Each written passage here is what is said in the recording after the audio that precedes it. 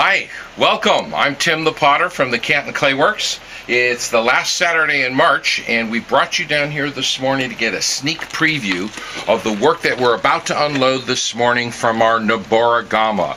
Our Noborigama is a Japanese-style double-chambered catenary arch kiln that is called a multi-chambered hill-climbing wood-fired kiln.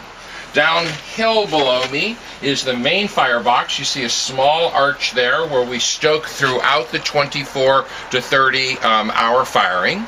And then this is our first chamber where we fire in wood reduction. It's all fired by wood. We fire to cone 11, just under 2400 degrees Fahrenheit, and we use wood as the fuel source. Then the second chamber, which is uphill from here, is our oxidation chamber that we fire with salt and soda. And you'll see there's a lot of much brighter green colors due to the presence of oxygen, versus when we take away oxygen from those green colors, they get a lot darker, sometimes burgundy, sometimes browns, and derivatives of copper.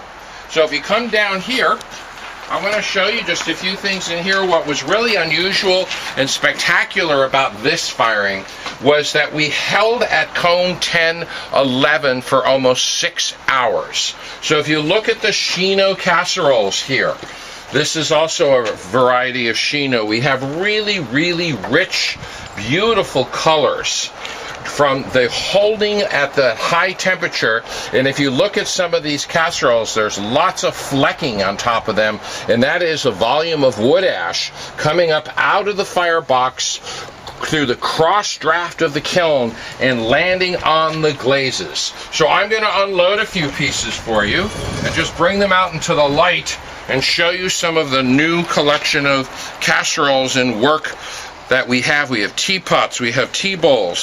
So notice the whole variety of colors, and there's quite a variation the whole way around, and that's because it's a cross draft kiln and the reduction atmosphere varies on the windward side and the leeward side. So now I'm going to go in the kiln and I'm going to pull a few more pieces out. Here is a very, very nice teapot with a classic two-tone Temoku glaze on top that I have added a copper glaze as a wash on top of the two-tone Temoku. The orange and reddish color on the faceted surface area is a material called a flashing slip, which is a high kaolin slip that has trace elements of iron that interact with the atmosphere of the volatilized minerals found in wood: calcium, potassium, sodium, manganese, that are airborne. And you can see there's a variation of color. This would have been facing into the firebox where it's richer and darker, which would have been the windward side, and the back side would have been the leeward side where it's lighter yellowish, more beige tones.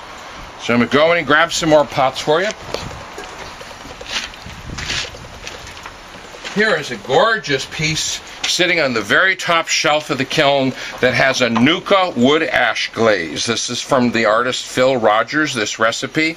And then this is a high Custer feldspar red glaze overlapped on top of the Nuka with flashing slip on a white stoneware clay body on the bottom. Notice how rich in variance the colors are on the flashing slip and how strong the reduction was to give us this beautiful streaky red on this bowl.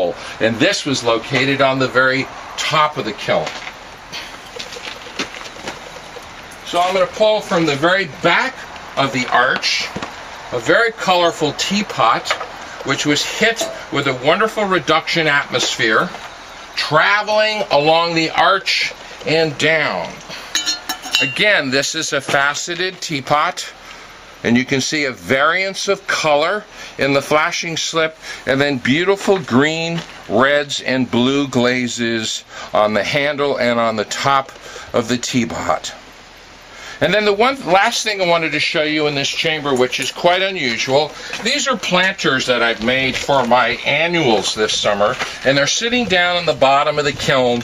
And if you notice on the floor, all this dark crusty material is wood ash, and this very mottled olive green rough texture on these planters is wood ash called fly ash, atmospheric ash flying through the kiln and landing on the pots. There's no glaze on these pots. This ash is fired at such a high temperature it's turned into a glaze.